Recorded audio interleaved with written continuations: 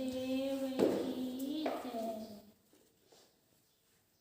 परम पूज्य सद्गुरुदेव जी, परम आदरणीय साथी बहन, आज सदगुरु कबीर साहेब द्वारा जो उलटवासियाँ हैं उसकी व्याख्या पूज्य गुरुदेव श्री अभिलाष साहब जी ने किया है। आज उसी की शुरुआत हम लोग करते हैं और सुनने में तो बहुत उल्टा लगता है, लेकिन अर्थ निकालो तो बिल्कुल सही रहता है। तो आइए इस विषय पर हम लोग विचार करें, समझें और उलटवासी सुने भी और समझे भी। तो आज हम लोग शुरुआत करते हैं और पहला शब्द है उलटवासी का। गुरु ने पठाया बच्चा न्यामत लाना, पहली न्यामत आटा लाना, गांव नगर के पास न जाना, हाट बाजार छोड़ के बच्चा झोली भर के लाना, दूसरी न्यामत जल भर लाना, कुआं बावली के पास न जाना, गंगा जमुना छोड़ के बच्चा कमंडल भर के लाना, तीसरी न्यामत कलिया लाना, जीव जंतु के पास न जाना, जिंदा मुर्दा छोड़ के बच्चा हंडी भर के लाना, चौथी न्यामत लकड़ी लाना, बाग बगीचे के पास न जाना, सूखी ओदी छोड़ के बच्चा गट्ठा बांध के लाना। कहीं कबीर सुनो भाई साधु, यह पद है निर्वाणी, जो यह पद को गाय विचारे सोई महामुनि ज्ञानी। यह पूरा पद है, सुनने में बिल्कुल उल्टा लगता है और उनका अर्थ निकालो समझो तो कितना अच्छा लगता है और गहराई की बात है, व्यवहारिक बात नहीं, आध्यात्मिक बात है और सुनने समझने में कितना अच्छा है, जीने में तो फिर जीवन सुंदर सुखमय और कल्याणमय हो जाएगा। इसलिए हम लोग इस पर विचार करें। गुरु ने पठाया बच्चा न्यामत लाना। गुरु ने शिष्य से कहा कि बेटा उत्तम भोजन ले आओ। न्यामत यहाँ अरबी शब्द है। सदगुरु कबीर साहब 120 साल तक रहे और 120 साल तक दुनिया में जा जा करके, पूरे भारत में जा जा करके शिक्षा दिए लोगों को, और सब जगह की भाषा अलग होती है। छत्तीसगढ़ में छत्तीसगढ़ी भाषा है, यूपी में यूपी भाषा, तो वैसे अलग अलग भाषा है और अलग अलग भाषा बोल करके भी पकड़ करके समझाने का प्रयास सदगुरु कबीर साहब ने किया। और अरब में गए रहे होंगे तो अरबी भाषा बोले होंगे, तो नेमत उनका शुद्ध शब्द है नेमत। नेमत अर्थात उत्तम भोजन होता है। नेमत शब्द से न्यामत शब्द बना। तो सदगुरु कबीर साहेब शिष्य को कहते हैं, गुरु ने शिष्य से कहा कि बेटा उत्तम भोजन ले आओ। पहली गुरु ने पठाया बच्चा न्यामत लाना। गुरु जैसे स्कूल में बच्चे पढ़ने जाते हैं तो गुरु जी पढ़ाते हैं और एक एक शब्द का अर्थ बताते हैं गुरु जी। तो यहाँ गुरु ने उस बच्चे को समझाया और कहा कि बेटा उत्तम भोजन ले आओ। यहाँ उत्तम भोजन है आध्यात्मिक खुराक। उत्तम भोजन ये पेट भरने वाला भोजन नहीं है, ये खाने की चीज नहीं है। यहाँ उत्तम भोजन है आध्यात्मिक खुराक। गुरु कहते हैं कि हे शिष्य, सब समय उस वस्तु का संग्रह करो जिससे तुम्हें आत्म तृप्ति मिले। खाने का मतलब चावल दाल रोटी वाली बात नहीं है। उस ज्ञान को प्राप्त करो जिसमें आत्म तृप्ति मिले, वही ज्ञान प्राप्त करना है। और सदगुरु कबीर साहब उलटवासी के माध्यम से समझाते हैं कि ऐसे आध्यात्मिक खुराक लेना है जिससे जीवन सुंदर होगा, जीवन सुखमय होगा और जीवन कल्याणमय होगा। तो आत्म तृप्ति हमें कैसे प्राप्त हो और किससे मिले, वो ज्ञान को हमको प्राप्त करना है। तो सदगुरु पहले पद में कहते हैं गुरु ने पठाया चेला न्यामत लाना। गुरु ने शिष्य को समझाया कि बेटा उत्तम भोजन ले आना, और उत्तम भोजन मतलब आध्यात्मिक खुराक लाना, और आध्यात्मिक खुराक मतलब जिससे तुम्हें आत्म शांति मिले, वही आध्यात्मिक खुराक लाना है। और आध्यात्मिक खुराक में क्या क्या बताते हैं? पहले आटा लाना, गांव नगर के पास न जाना, हाट बाजार छोड़ के बच्चा झोली भर के लाना। अब आटा कहीं मिले, आटा लाए तो गांव और नगर में ही तो मिलेगा, लेकिन सदगुरु कबीर साहब कहते हैं गांव और नगर को छोड़ करके लाना, और हाट बाजार भी नहीं जाना, लेकिन झोली भर करके लाना।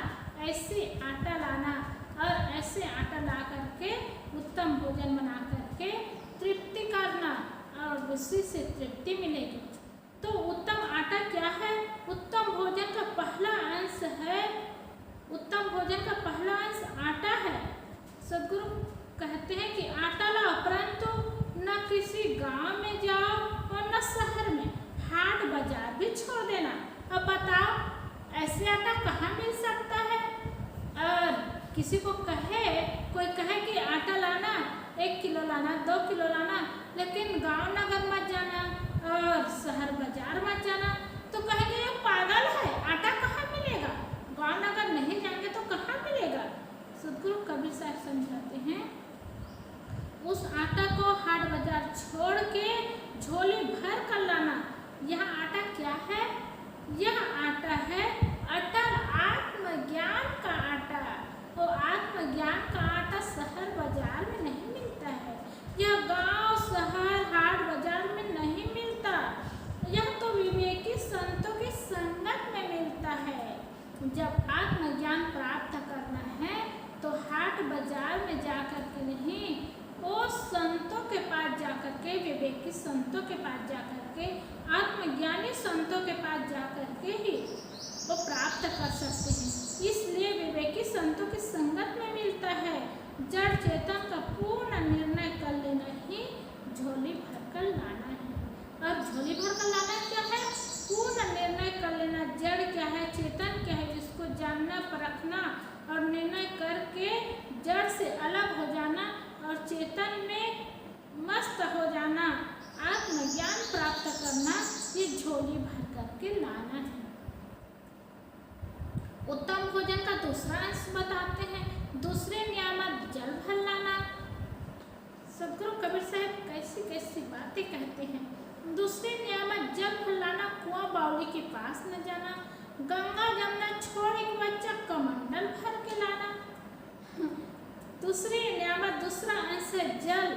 जल लाओ, परंतु कुआं बावली तथा गंगा यमुना आदि नदियों या किसी भी जलाशय के पास नहीं जाना। जल कहाँ मिलेगा? गंगा यमुना में तो मिलेगा, जलाशय में मिलेगा। सदगुरु कबीर साहब कहते हैं कि जल भर करके लाना, किंतु गंगा जमुना कुआं बावली के पास नहीं जाना है, जलाशय के पास नहीं जाना, किंतु शर्त है कि कमंडलों भर कर लाना। कोई होंडे लेकर के जाए पानी लेने और भर करके लाए तो गंगा यमुना में जाना पड़ेगा, कुआं बावली में जाना पड़ेगा। सदगुरु कबीर साहब कहते हैं वहाँ नहीं, लेकिन कमंडल भर करके लाना है। तो कहाँ कहते हैं?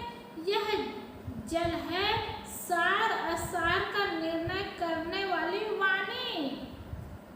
सुंदर मीठी वाणी, सार असार निर्णय वाणी को लाना है, और ये कुआं बावली के पास नहीं मिलने वाली है ये वाणी, और नदी नाला में मिलने वाली नहीं है। हे शिष्य, ऐसी वाणी लाना जो रोचक, भयानक तथा विवेक विरुद्ध ना हो, अभी तो पूर्ण सत्य हो। यह निर्णय वाणी रूपी पानी कुआं तालाब आदि जलाशय में नहीं मिलता, यह तो विवेकी पारखी संतों के पास मिलता है। संतों के पास जाओ ना तो सब चीज मिलती है, जीवन जीने की कला मिलती है, खाने की कला मिलती है, बोलने की कला मिलती है, जीने की कला मिलती है, हर कला आती है, हर ज्ञान बात है वो तो बिना गुरु के मिल ही नहीं सकता। इसलिए कबीर साहब कहते हैं कि विवेकी पारखी संतों के पास ये मिलता है। कमंडलों भर कर लाना अर्थात खूब छप कर निर्णय वाणी ग्रहण करना, यही निर्णय वाणी लेकर के आना है। इसलिए हम सबको चाहिए कि ऐसे संत गुरु के पास जाकर के निर्णय वाणी विवेकी पारखी संतों के पास जाकर के ही प्राप्त कर सकते हैं। और तीसरी नियामत के लिए सदगुरु कबीर साहब कहते हैं, तीसरी नियामत कलिया लाना, जीव जंतु के पास न जाना, जिंदा मुर्दा छोड़ की बच्चा हंडी भर के लाना। तीसरी नियामत कलिया लाना। अरबी भाषा में नियामत को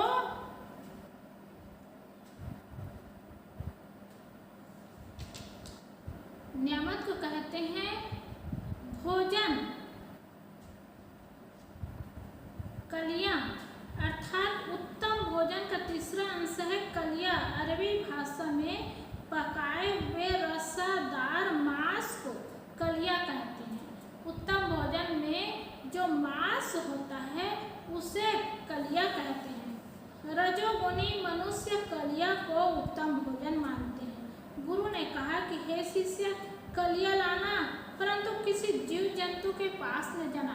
मांस बना करके भोजन बना करके लाना, किंतु जीव जंतु के पास नहीं जाना। किसी जीव की हिंसा न करना। इतना ही नहीं, सजीव देहधारी को तो छोड़ ही देना, मुर्दे जानवर के पास भी न जाना, परंतु कलिया हंडी भर कर लाना, किंतु मांस का भोजन हंडी भर करके लाना। यह कलिया है कल्याण पर पूर्ण निर्भय एवं शांति दशा। हंडी भर कर लाना अर्थात पूर्ण संतुष्टि पद लाना। यह भी सत्संग ही में मिलता है। पूर्ण संतुष्टि पद प्राप्त करना कलिया भर कर लाना है। कोई मांस लाना है, लाना नहीं है, और ये भोजन नहीं है। पूर्ण शांति तो पूर्ण ज्ञान प्राप्त होने से ही मिलता है।